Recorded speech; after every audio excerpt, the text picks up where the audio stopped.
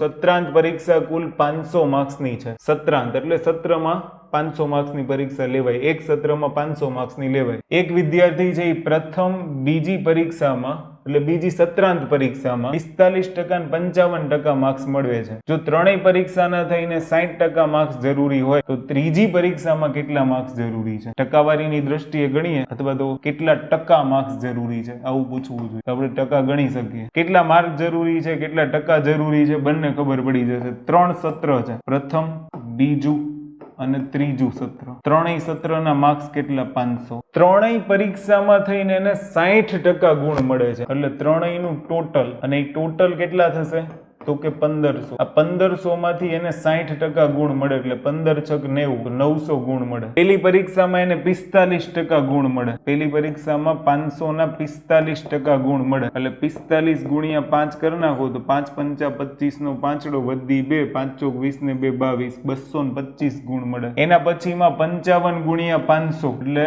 55% marks મળે, 500 ના 55% એટલે 5 પંચા 25 નો પાંચડો વધી 2, 25 ને 2 27, 275 મળે। કે પેલી પરીક્ષામાં 225, બીજી પરીક્ષામાં 275, ટોટલ એના માર્ક્સ આવ્યા છે 900। તો 225 275 એટલે 500, બંનેનો સરવાળો કરશો તો કેટલો? 500। એને 900 લાવવા હોય તો ઘટે કેટલા? 4।